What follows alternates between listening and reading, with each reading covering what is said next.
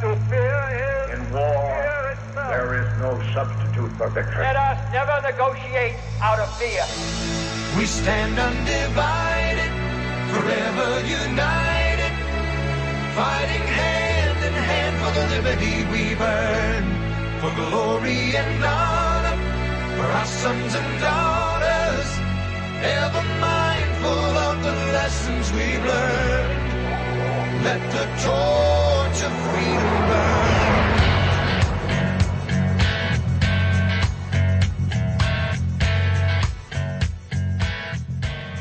You find your way to the intersection of faith and politics. This is WallBuilders Live. Thanks for joining us today. Visit us online at wallbuilders.com and wallbuilderslive.com. I'm Rick Green here with Tim Barton and David Barton.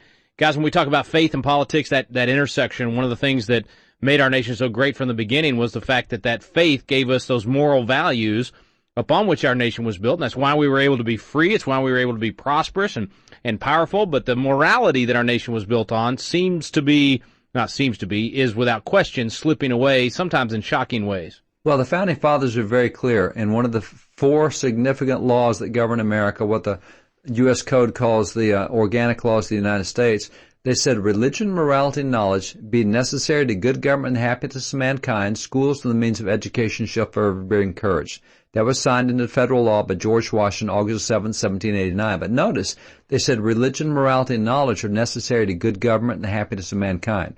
Now, we're trying to do good government by no religion, no morality, which pretty stupid knowledge past that. So we're not doing real well on the list of what produces good government. And the moral aspect is certainly there. The more the libertarian thing grows, that nobody can tell me what's right or wrong or anything else, the more anarchy comes with that. If you think you're going to be a moral people without moral standards, it will not happen. It will not happen privately or publicly. And always what we've done is we've maintained in public a moral standard by which we say, there's a lot of differences on a lot of stuff, but there's certain things that we will not cross as a people. Now, I'm not sure we're at that point anymore. A lot of my friends in Congress, particularly on the Republican side, have had real trouble with the National Republican Congressional Committee. And that's the part of the Republican machine in Congress that elects Republicans to Congress. And so they've been going out and getting involved in primaries and even giving money to people who are absolutely anathema to everything that the Republican platform stands for and everything that 95% of Republicans stand for. And so a number of these Republicans in Congress have been very disturbed by this, the guys that do understand religion, morality, knowledge, and they've gone to these guys and they said, guys, is there anything at all that you would be willing to lose your seat for? Your seat in Congress, is there anything that a line that you won't cross? Is there a moral thing you would not do that would cost you a lawsuit? And they can't answer that. No, the most important thing is keeping seats in Congress, keeping Republicans in Congress. And of course, for the moral guys, that's anathema. So there's a number of the Republican congressmen who are no longer raising any money for the National Republican Campaign Committee, Congressional Committee, because they have crossed a moral line and they are supporting behavior that is absolutely anathema. Well, and just to add to that, with that, they also can't be people of principle, because principles are built on your morals. And if you don't have morals, then you can't have principles. So you're going to compromise. You're going to give in to whatever you need to do, as you were pointing out, that they're going to do whatever they need to do to keep their seat. And this, just remembering George Washington in his farewell address, he said that morality cannot prevail if you exclude religious principle. And that's where you see these guys who are anti-Bible, anti-religious, and so they are doing immoral things or tolerating immoral things. And interestingly, one of the things that John Quincy Adams pointed out, he said 3 points of doctrine form the foundation of all morality. So if we're going to have morality, there's 3 things you got to have. He says the first thing is people have to acknowledge the existence of God. The second is the immortality of the human soul. And third is the future state of rewards and punishment. So if you don't believe there's a God, if you don't believe that you have an eternal spirit or eternal being, and if you don't believe one day you stand before God in judgment, you are going to lose and compromise your morality. And that's really what we're seeing things today. When you look at Congress, when you look at culture and society in the nation, we don't adhere to basic religious principles, which are the basis of morality. And this is the reason morality is in trouble. I mean, it's business as well, right? I mean, this is what, without that morality, it's going to cause you to say, I'll do anything to make a profit. You'll get Enron, you'll get Madoff, you'll get anything else. What happens is Machiavellian, the end justifies the means, and that's where libertarianism will take you. If there's no morality in right and wrong, then the end justifies the means, and that's the problem with not having a moral basis. And quite frankly, much of the Democrat Party has moved without any moral basis. The Republican Party is trying to figure out if it wants to keep a moral basis or not, so they're in a struggle right now. But what we're seeing is there have been up to this point certain lines that nobody would cross in America. Nobody was willing to cross that line. One of those lines was having sex with young children and older adults. There's always been this age of consent. And if you're going to be involved in sexual relations, and people may say, well, you shouldn't be encouraging sexual relations with young teens. All right, but there's always been this thing that says, okay, teens maybe not, Planned Parenthood does, we parents don't agree. But when it comes down to flat children, we've always said no. That's a line you don't cross. And yet it is now being crossed in this nation on a regular basis. The Obama administration has refused to prosecute any child pornography, which is, again, sex between children and adults, has refused to prosecute, and is still under federal law. It is still absolutely a crime, but they have refused to prosecute any of it. And because they haven't, it is now amazing to see what we thought were once reputable businesses who are now making child porn a part of their portfolio and what they do simply to make money.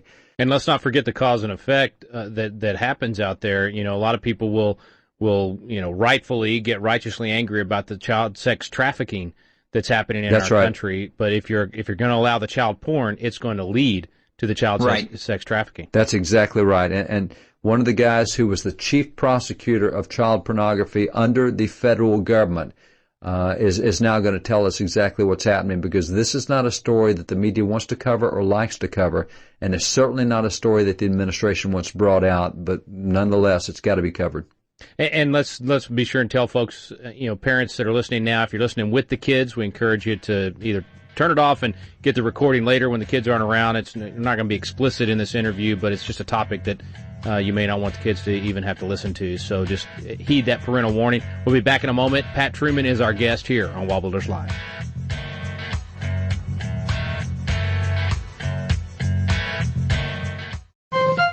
This is David Barton with another moment from America's history. In the minds of many today, government is a purely secular institution and is not in any way to be joined to religious principles. The result is that too often our public policies are now enacted without any consideration of their spiritual consequences. However, the Founding Fathers believed that even a political act should always be examined from a spiritual viewpoint. For example, in his inaugural address, President George Washington declared, "We ought to be persuaded that the favorable smiles of heaven can never be expected on a nation that disregards the eternal rules of order and right which heaven itself has ordained." President George Washington believed that the blessings of heaven would reside on this nation only so long as its national policies embraced godly standards. For more information on God's hand in American history, contact WallBuilders at 1-800-8-REBUILD. Let the torch of freedom burn.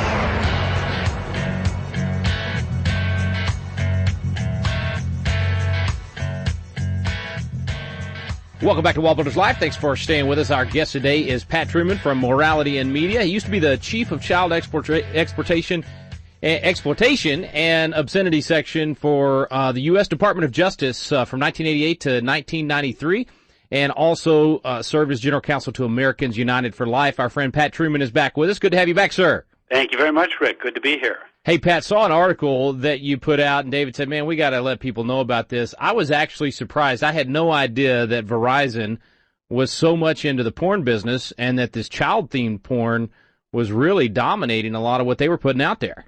Well, and Verizon isn't different than Comcast and some of the others, but we put out a Dirty Dozen list every year targeting 12 facilitators of pornography, companies mostly, and we put Verizon on this year because when we got looking at what hardcore illegal pornography they offer on their Fios TV service, their cable service, you just wouldn't believe the titles.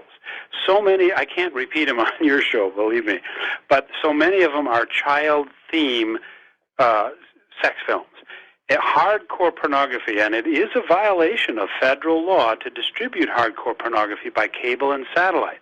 And the only reason these companies like Verizon do that is because the Attorney General of the United States shut down all prosecutions of the hardcore pornography in this country. So pornographers have a free rein, and Verizon's right there making the money.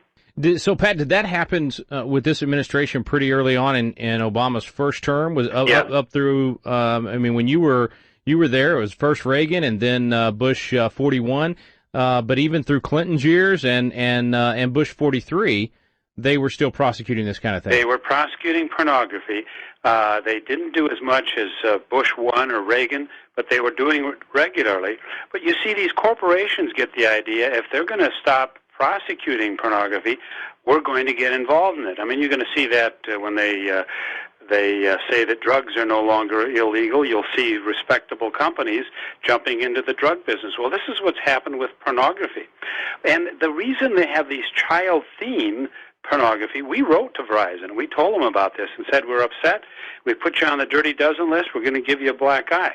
They wrote back saying that they, in so many words, they offer something for everybody. And if you don't like those films, the child sex films, then we have other things for you, and we have parental controls. I mean, this is how out of hand it is. Now, these videos that they're offering for rent are not child pornography. You know, they use adults that look like kids, but with child themes, incest themes, dad having sex with a daughter, that type of thing. But Verizon proudly offers that because it's a moneymaker for them. Isn't that a shame? And I, you know, when David first brought this up, and I saw it, I said, man, this used to be that, you know, these were the seedy companies. These were the companies you didn't want to have anything to do with, and you know, you knew it was out there and all that, but it's not. You didn't see these large American companies that are, frankly, a large chunk of our country does business with Verizon. Those weren't the kind of companies that got into this stuff. What's going on? No, what's happened is you don't prosecute the law, and this is what you get. Few people even remember that distribution of hardcore pornography is still illegal in this country. Now, I used to be the prosecutor, chief prosecutor at the Justice. We had a wonderful team, and let me just set forth what the law is, basically. You can't distribute hardcore pornography on the Internet or on cable or satellite TV or in hotels and motels. You know, we many times go into hotels and have the porn channel. All that's illegal. And if we were prosecuting it, which we would deserve to have our laws enforced, if we were prosecuting it, Verizon wouldn't touch it. So it's not that the law changed. Right. It's just that the administration decided we're not going after you. That is exactly right. They're in the corner of the pornographers. What does Congress say about this? I mean, if you know, they're the ones that passed the laws to say it's illegal. They supported it being prosecuted all those years, and now that it's just being ignored, has anybody in Congress been speaking out against it? Yes, we held a conference, which David Barton helped to fund, a couple of years ago, right in the Capitol, and on pornography, to urge that the laws be enforced. And then after that, we circulated a letter both in the Senate and in the House, U.S. Senate and House, a letter to the Attorney General asking him to enforce these laws and telling him about the harm to children and families. And we got a great number. Nearly half the Senate signed it. And, you know, dozens upon dozens of House members. And you'd be surprised some of the people who signed it. Dianne Feinstein, the senator from San Francisco, because she's concerned about the free-for-all with pornography in this country, and other liberals as well. So, you know, but Eric Holder, who got that letter, didn't so much as acknowledge it, and he just will not enforce the law. And this is the problem we're having with this Attorney General. He thinks he is a law unto himself, and he doesn't care what Congress does or anyone else. He's going to do what he wants to do. This is an administration that troubles me. And actually, Attorney General Holder made your list of the Dirty Dozen. He's number one on our Dirty Dozen list, which is an annual list of facilitators of pornography. And the reason Eric Holder, our Attorney General, is there is because he shut down prosecutions. And even though Congress sent that letter to him, and they've called him before Congress for oversight hearings, both in the House and Senate, and raised this issue forcefully with him, he refuses to relent. So the pornographers, we sometimes read their publications. They have a trade journal, and they brag about having Eric Holder as their friend. Got to take a very quick break. Pat, what's the website we can send folks to? Pornharms.com. And we'll have a link today at wallbuilderslive.com. Stay with us. We'll be right back with Pat Trueman here on WallBuilders Live.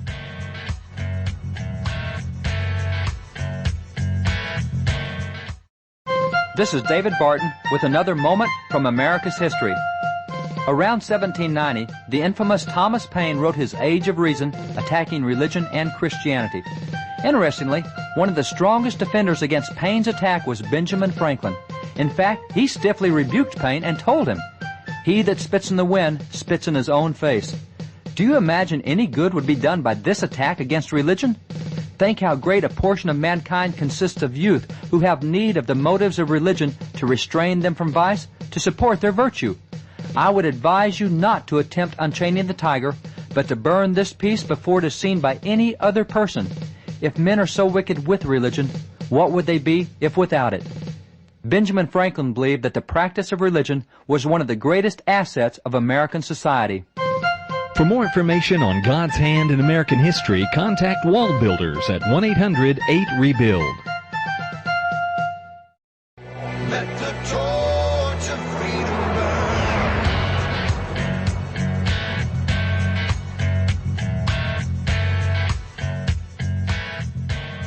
Welcome back. Thanks for staying with us today on WallBuilders Live. Pat Trueman, our guest. We're talking about the Dirty Dozen from Morality in Media.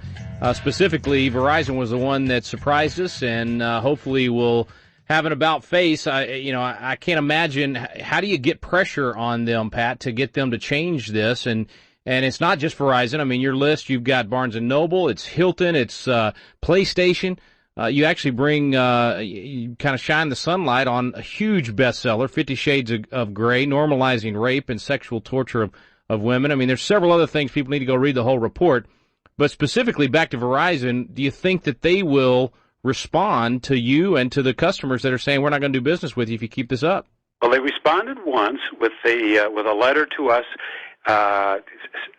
regarding their presence on the Dirty Dozen list, and they justified these films. Then we upped the ante. We began a campaign for our supporters to call Verizon's board of directors, and we're giving out a certain number of their phone numbers at a time. And people can participate in this campaign and stop Verizon by going to our website, pornharms.com, and you'll see that Dirty Dozen banner. And if you click on Verizon's name on that, it'll bring up our campaign so anyone can participate.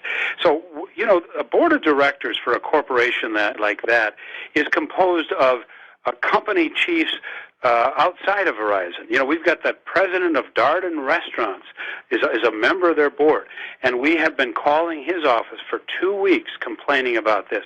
So these people who don't care about pornography, they're not part of it. They probably didn't even know Verizon was promoting hardcore child-themed pornography.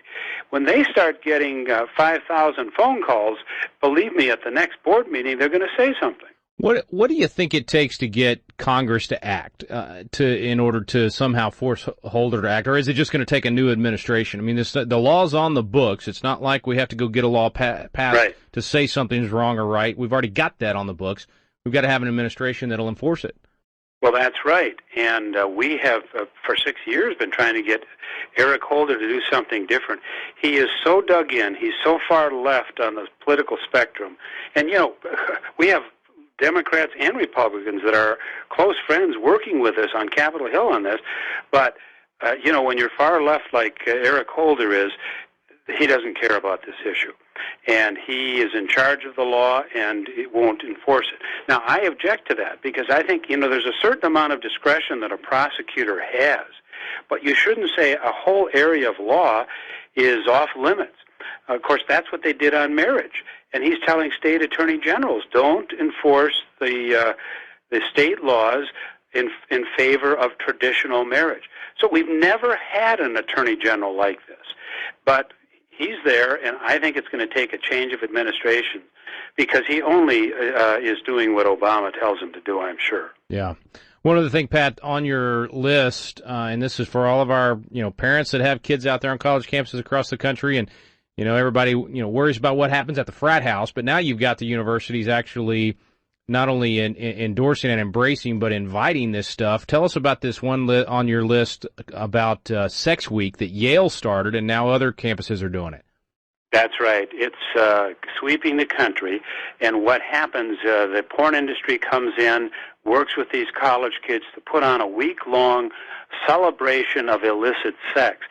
They've had at Yale naked professors, people lecturing without clothes on.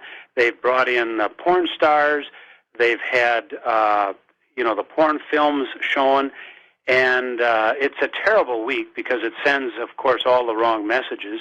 And at Yale, many of the students, and this is true at Harvard as well, where they had Sex Week, many students are fighting back. They've even formed clubs to fight this because rape is so prominent on many of these college campuses, even prominent colleges. And this Sex Week plays right into it, this so-called free love celebration gives students permission-giving beliefs. They think, well, this is what everybody wants. Everybody enjoys this. And you see that sex crimes go up. So students are fighting back, and we're fighting with them. That's one of our Dirty Dozen list members, Sex Week on the college campuses. And if people go to our website, they'll find some information on how to fight that in your college as well. Yeah, you even listed on that list on the Sex Week on college campuses, they're even encouraging students to engage in violent torture sex. I mean, that's how crazy it's getting. They get lectures on that. I mean, it is just incredible, and it's about time people stood up and said no. That's why that's why the American family today is under attack. Yeah. So much because of this issue of pornography. It's touching us all. Well, we need to definitely, I mean, even just your warning about what's happening on the campuses, parents need to think about the types of, it's not the university you went to 20, 30 years ago. Definitely not. It's a different world. Pat, God bless you, brother. Thank you for coming on. Pornharms.com is the website, and the list of the Dirty Dozen from Morality and Media is there. We appreciate your time today, Pat. Thank you. God bless, Ray. Back in a moment with David Barton.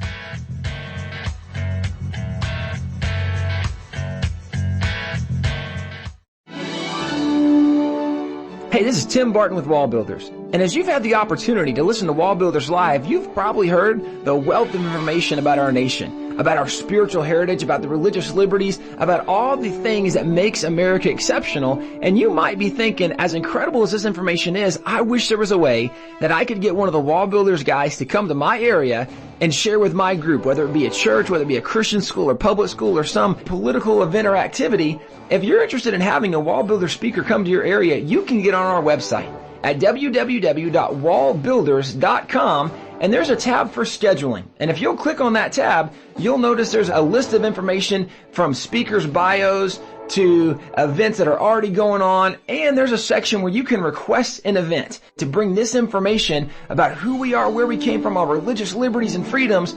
Go to the WallBuilders website and bring a speaker to your area. Let the torch of freedom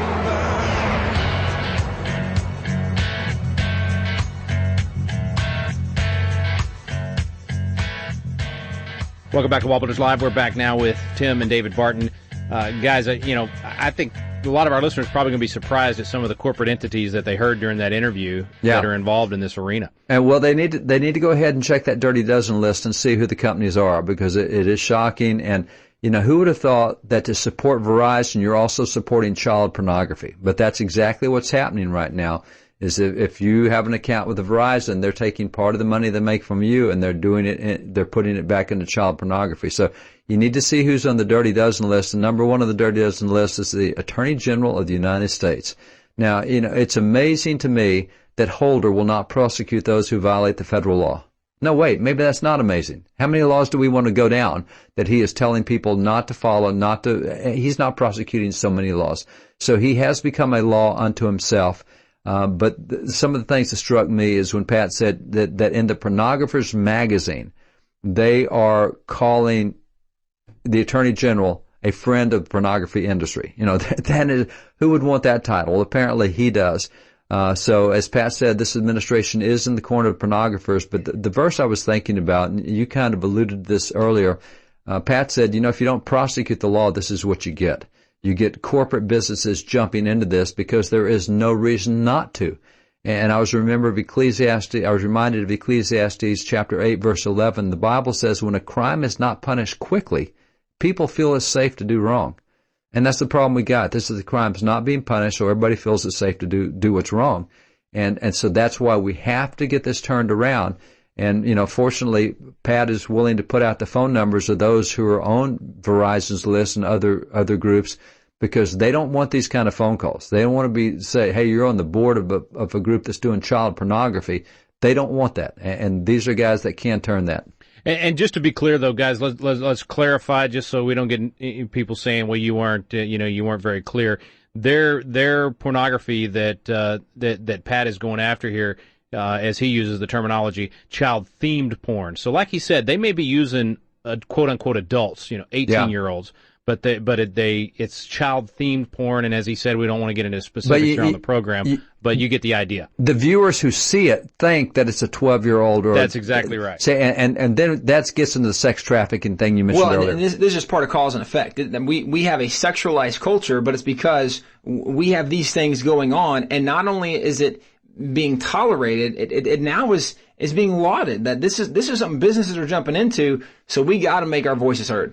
They even name, Pat points out, they name some of the programs sex trafficking. I mean, it's there's no question. So anyway, thank you folks for listening today, and thank you for heeding our warning with the kiddos today, but it's a topic that absolutely had to be covered. We appreciate you listening to WallBuilders Live.